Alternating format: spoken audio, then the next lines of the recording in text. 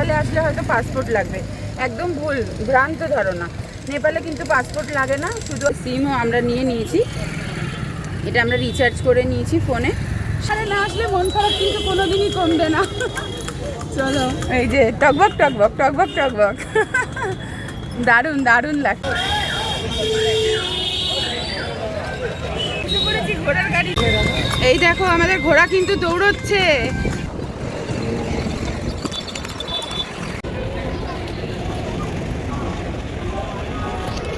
সময়টা ছিল 1850 দশক, তখন ইস্ট ইন্ডিয়া কোম্পানিরা কিন্তু ভারতে রাজত্ব করছিল। এখন ঘড়ির কাঁটায় বাজে 2:50, আর এতক্ষণে আশা করি থাম্বনেল দেখে তোমরা বুঝেই গেছো যে আমরা কোথায় যাচ্ছি। তো দেখো হাওড়া স্টেশনে চলে এসেছি আমরা।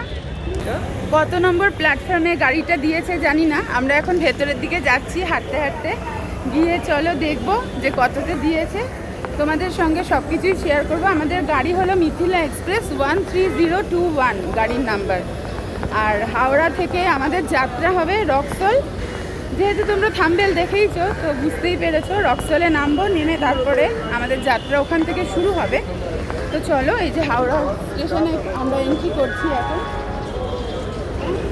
সময়টা ছিল 1850 দশক, আর তখন ব্রিটিশ ইস্ট ইন্ডিয়া কোম্পানি কিন্তু ভারতে প্রায় ভালোভাবে বসবাস করেছিল। তখন চারিদিকে চলছে, তো তাদের কয়লাটা আসতো রানীগঞ্জ থেকে, আর কাঁচামাল ভারতের বিভিন্ন প্রান্ত থেকে আসতো। তাদের ব্যবসায় নানান রকম অসুবিধা হওয়ার জন্য তারা ঠিক করলো কলকাতা বন্ধ করে ডাইরেক্ট এমন একটা ব্যবস্থা তৈরি করলো যাতে ডাইরেক্ট এসে কাঁচামাল বা কয়লা যা কিছু ঢুকতে পারে। তো তার জন্য তখন এই হাওড়া স্টেশনটা কিন্তু ছিল একটা ছোট্ট টিনের শেড। আর হাওড়া স্টেশনের কাউন্টার কোথায় ছিল জানো? গঙ্গার ওপারে। তো সেটাকেই তারা উন্নত করার জন্য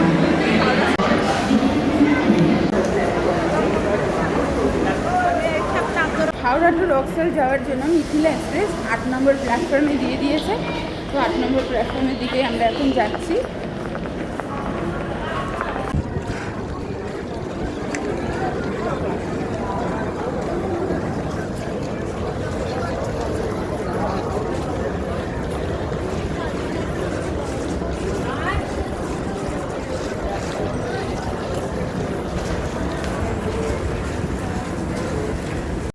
হাওড়া স্টেশনের এটা হলো পুরনো কমপ্লেক্স। দেখো এখানে লেখা রয়েছে 1 থেকে 15 নম্বর অবধি যাত্রাপথ।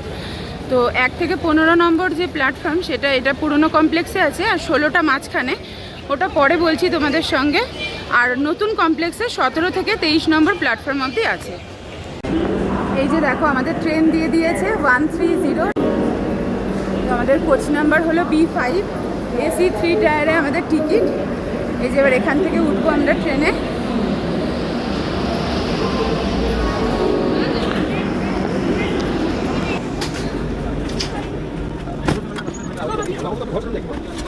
চলো আস্তে আস্তে ভেতরের দিকে যাই।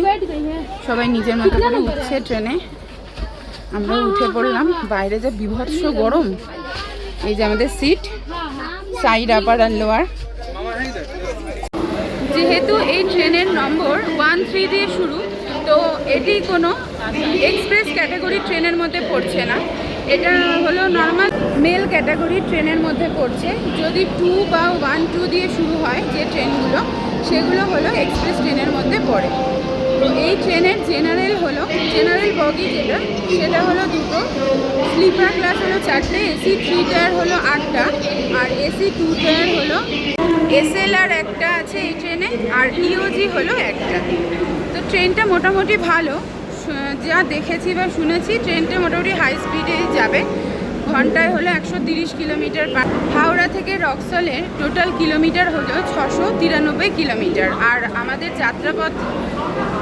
যাত্রাপথের সময় হলো 17 ঘন্টা 25 মিনিট। এই ট্রেনে কিন্তু কোনো প্যান্ট্রি কার নেই, তাই যারা নেপাল যাবে মিথিলা এক্সপ্রেসে করে তারা অবশ্যই রাত্রের ডিনারটা বাড়ি থেকে করে আনলে বেশি ভালো হয়।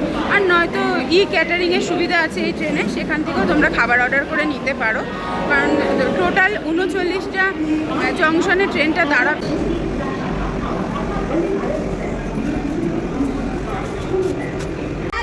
দেখো আমাদের ট্রেন ছেড়ে দিয়েছে 3:50, একদম রাইট টাইমে কিন্তু ট্রেনটা ছেড়ে দিল। চলো, হর হর মহাদেব, জয় মাতাজি। হাওড়া থেকে প্রত্যেকদিন বিকেল 3:50 মিথিলা এক্সপ্রেস ছাড়ে। সোম থেকে রবি প্রত্যেকদিনই ছাড়ে মিথিলা এক্সপ্রেস।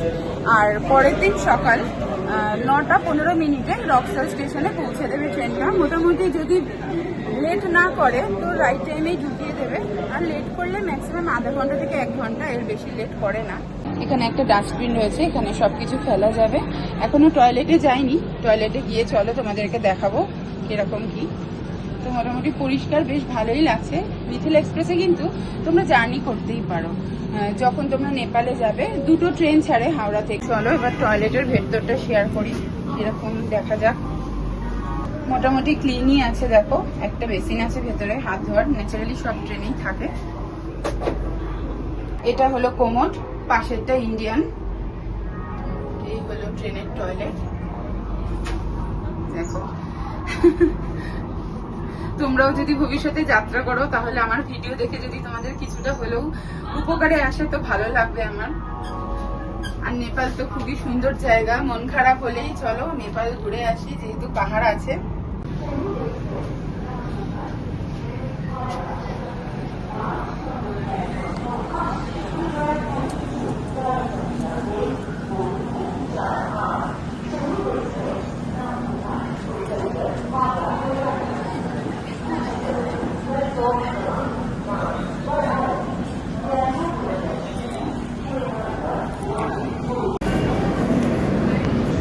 প্রথম হল্ট দিল শ্রীরামপুর স্টেশন। শ্রীরামপুরে 4 মিনিটের হল্ট, একটু নামলাম, তাই জন্য ট্রেন থেকে বেশিক্ষণ দাঁড়াবে না। তো চলো, শ্রীরামপুরে মাহেশের রথ খুবই বিখ্যাত, তোমরা সবাই জানো। আর এখানে বিরিয়ানিও কিন্তু ভীষণভাবে বিখ্যাত, যেহেতু আমি বিরিয়ানি প্রেমী। কোথায় কোথায় ভালো বিরিয়ানি পাওয়া যায় সেটা আমি সবসময় কিন্তু খবর রাখি। 125 বছরের প্রাচীন শিবের একটা এখানে মন্দির আছে, ক্ষেত্র রথ বলা হয়, সেখানে এই পুজোটা হয় ভোলে বাবার। 4 মিনিটের হল্ট শেষ হয়ে গেল, দেখো ট্রেন ছেড়েও দিয়েছে, উঠে পড়েছি। চন্দননগর প্ল্যাটফর্ম থেকে আমাদের গাড়িটা ছেড়ে এখন বেরিয়ে যাচ্ছে। 7 মিনিট লেটে চলছে আমাদের গাড়ি।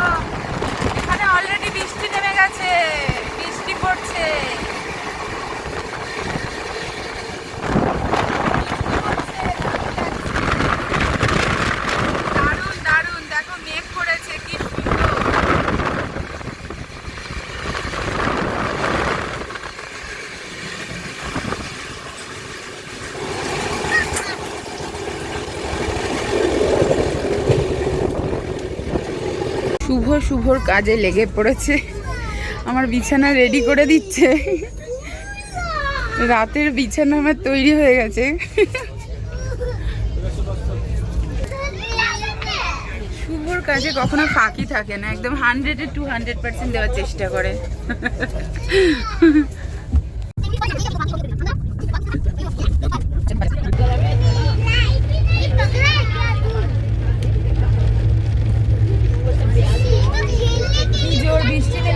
বোঝা যাচ্ছে, দেখো দেখি,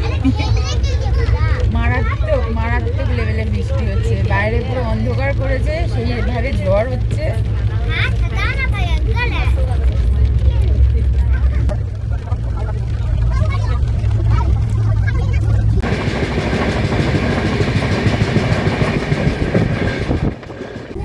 দেখতে পাচ্ছ বাইরে কিভাবে বৃষ্টি হচ্ছে, মুষলধারে বৃষ্টি, আর সেই রকম বাজ পড়ছে, দুমদাম করে আওয়াজ হচ্ছে ট্রেনের ভেতরে।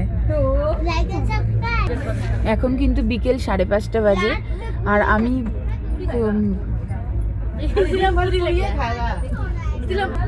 বর্ধমান স্টেশনের খুব কাছাকাছি রয়েছি, কিছুক্ষণের মধ্যেই বর্ধমানে আমরা ঢুকে যাব। আমাদের এখানে ওয়েদার তো তোমাদেরকে দেখিয়ে দিলাম, মুষলধারে বৃষ্টি হচ্ছে।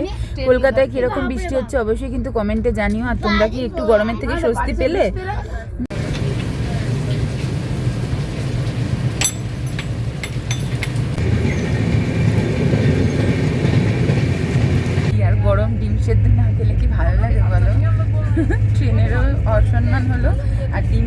অসম্মান। তাই ট্রেনে উঠে কোনো খাবার কিন্তু মিস করতে নেই, তাতে শরীর খারাপ হোক আর যা হোক, মনের তো শান্তি। চলো খাই, কেউ কিন্তু লোভ দিও না।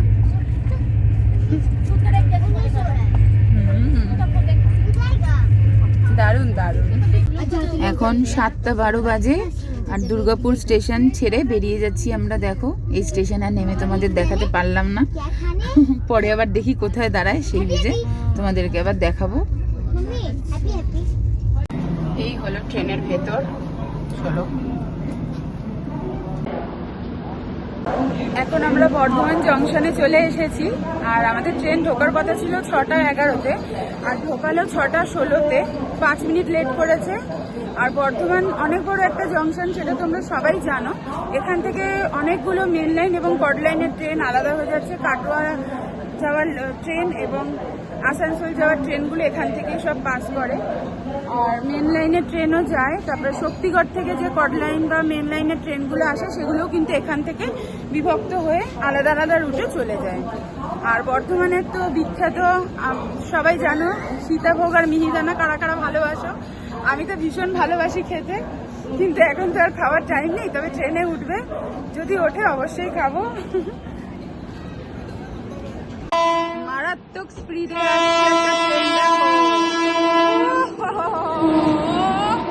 দারুণ দারুণ দারুণ, ফ্যান্টাস্টিক, দারুণ দারুণ, ও দারুণ লাগছে, দারুণ। আকাশে মেঘটা দেখেছো, পুরো কালো, তার সাথে হালকা হালকা বৃষ্টি পড়ছে। দুর্দান্ত এক্সপিরিয়েন্স, দুর্দান্ত, দারুণ দারুণ। জীবনে এই প্রথম ট্রেনের রেল লাইনে দাঁড়িয়ে ভিডিও বানাচ্ছি। একটু তো ভয় লাগছে, কিন্তু ভালোও লাগছে। এরকম এক্সপিরিয়েন্স কারা কারা করেছো কখনো বলো, আমাকে জানিও। দারুণ লাগছে, দারুণ দারুণ ওয়েদার। এখন 8টা বাজে, রাতের ডিনার করব। দেখো মায়ের হাতের লুচি আর এখানে চিলি চিকেন, এটা হলো আজকের আমাদের ডিনার। মায়ের হাতের খাবার তো সবসময় প্রিয়। আর বাড়ি থেকে মা, যেহেতু এই ট্রেনে প্যান্ট্রি কার নেই, তোমাদেরকে আগেই শেয়ার করেছি, তাই জন্য ডিনারটা বাড়ি থেকে আমরা নিয়ে এসেছি। কার কার লোভ লাগছে বলো দেখে, এমন ডিনার খাবে তো চলে এসো আমার সঙ্গে। এখন রাত 10টা বাজে, ডিনার কমপ্লিট হয়ে গেছে, এবার শুয়ে পড়বো। আজকের মতন গুড নাইট সবাইকে, আবার কালকে সকালে দেখা হচ্ছে। চলো শুয়ে পড়ি, টাটা। গুড মর্নিং সবাইকে। এখন 6:30 বাজে, ঘুম ভেঙে গেছে। একটা স্টেশনে দাঁড়িয়ে রয়েছে, বুঝতে পারছি না, টাওয়ার খুব একটা নেই তো, তাই জন্য। তোমরা সবাই কেমন আছো বলো? আমার তো ঘুম দারুণ হয়েছে। এখন চা উঠলে চা খাবো।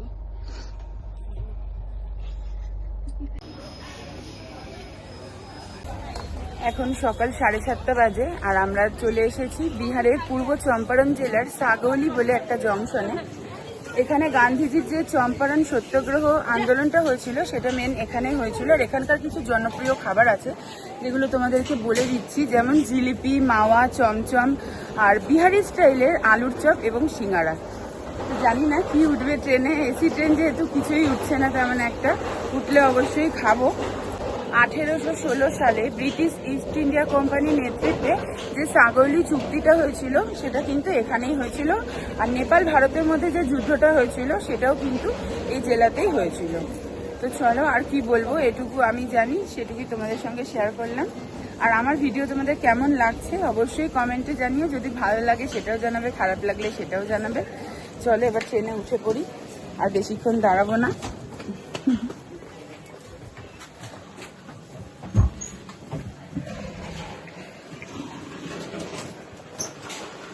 বেশ ভালোই লাগছে। দেখো এগুলো হলো 3 টায়ার, যথেষ্ট চওড়া সিট, যথেষ্ট চওড়া সিট। আর এই দেখো সাইডের, তোমাদের একটু আগে বলছিলাম না যে সাইডের আপার লোয়ার কত সরু, দেখো সিটগুলো দেখো কত সরু। বয়স্ক মানুষদের জন্য সত্যি খুব অসুবিধা। এই ট্রেনের এই একটাই প্রবলেম, যেটা হলো এই সাইডের লোয়ার সিটটা বড্ড সরু। কিন্তু দেখো এদিকে সিটগুলো কতটা চওড়া। এই যে দেখো এখানে চার্জিং পয়েন্ট রয়েছে 3টে, এদিকে 3টে, এদিকে 3টে। আর সাইড আপার লোয়ারে যে নিচে একটা রয়েছে, আর এই যে ওপরে একটা।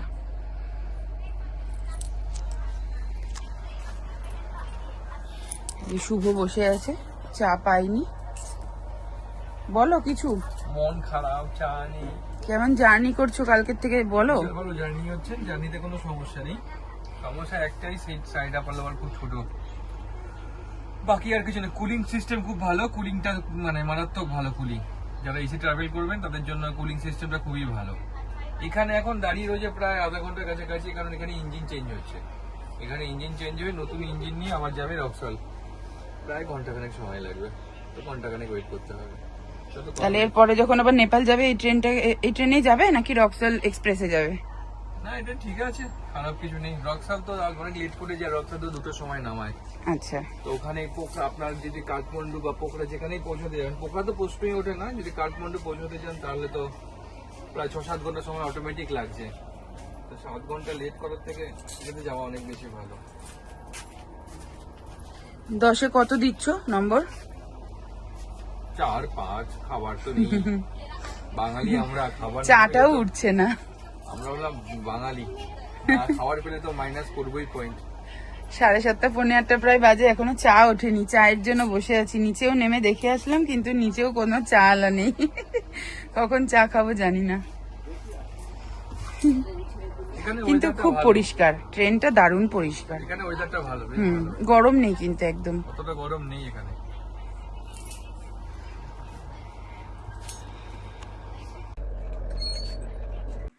শুভ বিরক্ত হয়ে কাছে যে ঝালমুড়ি ছিল সেটাই খাওয়া শুরু করে দিয়েছে, কিছু করার নেই।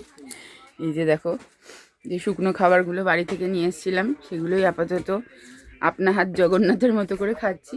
আমি কেক খাওয়া শুরু করে দিয়েছি, কিছু করার নেই। চা না উঠলে আপাতত তো খাই। কি জ্বালায় পড়েছি মায়েরই, সত্যি।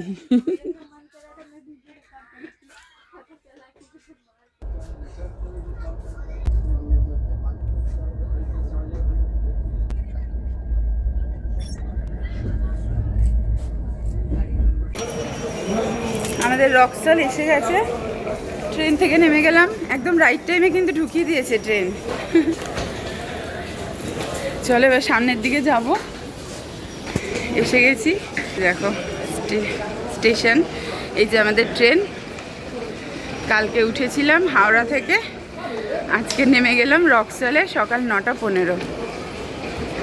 এই যে 13021 হাওড়া টু রক্সল এক্সপ্রেস।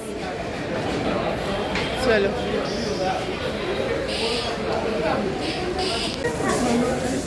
এক নম্বর প্ল্যাটফর্মে নেমে গেছি এখন রক্সল স্টেশনে আমরা। এই যে আমাদের ট্রেন, কি ভিড়। স্টেশন থেকে বাইরে বেরিয়ে তারপরে তোমাদেরকে দেখাচ্ছি। নাটক মঞ্চে দাঁড়িয়ে আছে। এই যে স্টেশন থেকে এক্সিট লেখা আছে, এই যে বাঁ দিকে, এখান থেকে চলে যেতে হবে। এই যে আমরা বেরোচ্ছি এখন।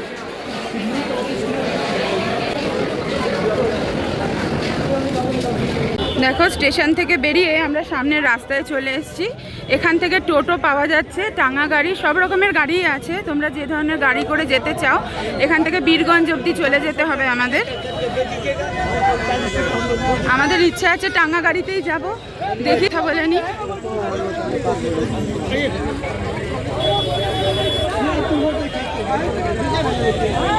এই দেখো, এখানে ভর্তি ঘোড়ার গাড়ি রয়েছে। এখান থেকে দরদাম করে একটা গাড়ি দেখে উঠে যেতে হবে। দু সাইডেই দেখো এরকম ঘোড়ার গাড়ি রেডি রয়েছে, একটু দরদাম করে নিতে হবে কে কত নেবে। এখানে কিন্তু ভীষণ বার্গেনিং হয়, দারুণ লাগছে। এই জীবনে প্রথম ঘোড়ার গাড়িতে উঠবো। এর আগে উঠেছি ধর্মতলাতে, ভিক্টোরিয়াতে যে ঘোড়ার গাড়ি চড়ায় সেখানে উঠেছি, কিন্তু এটা বেশ অনেকটাই রাস্তা যেতে হবে ঘোড়ার গাড়ি করে।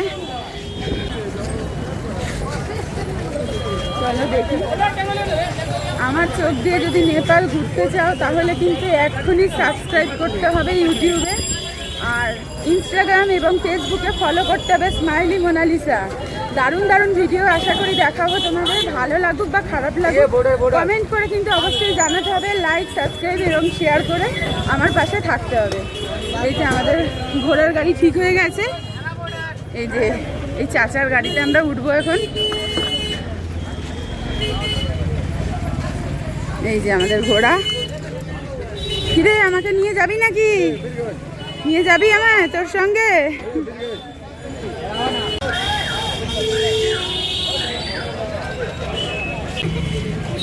ঘোড়ার গাড়িতে এই যে আমাদের ঘোড়ার গাড়ি, আমরা উঠে পড়েছি। দেখো ঘোড়া যদি টকবক করতে করতে ফেলে দেয় তাহলে সেই দায়িত্ব আমাদের নেই। ও দারুণ লাগছে, দারুণ। এই প্রথম উঠলাম ঘোড়ার গাড়িতে, দারুণ লাগছে। তোমরাও কিন্তু এসে এটা মিস করো না, ঘোড়ার গাড়ি অবশ্যই নেবে। টোটো আছে কিন্তু আমি বলবো বীরগঞ্জ অবধি ঘোড়ার গাড়িতে অ্যাডভেঞ্চারটা করো। ও দারুণ লাগছে। মন খারাপের ঠিকানা একটাই, সেটা হলো পাহাড়। পাহাড়ে না আসলে মন খারাপ কিন্তু কোনোদিনই কমবে না।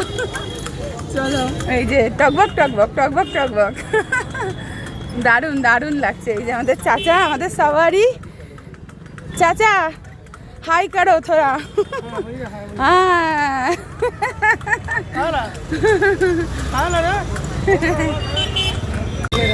এই দেখো আমাদের ঘোড়া কিন্তু দৌড়চ্ছে। এখন আমরা ইন্ডিয়া বর্ডার ক্রস করে নেপাল বর্ডারে ঢুকে গেছি। আধার কার্ড চেকিং করেছে একজন পুলিশ অফিসার। আর এই যে ঘোড়া আমাদের ছুটছে। রক্সল থেকে বীরগঞ্জের দূরত্ব হলো 4 কিলোমিটার, আর যেতে মোটামুটি ওই 30 মিনিট মতো লাগছে। দেখো সামনে যে নেপাল বর্ডার, আশা করি দেখতে পাচ্ছ। এই যে নেপাল বর্ডার, নেপালের পতাকা উঠছে।